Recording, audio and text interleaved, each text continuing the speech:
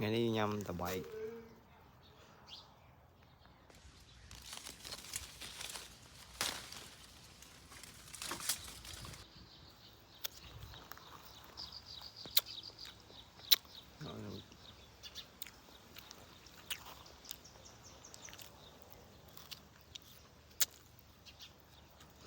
chú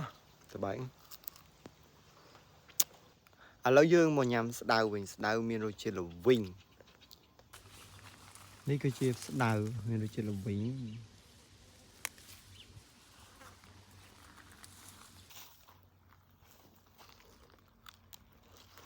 ui vinh à đau miền rồi chia là vinh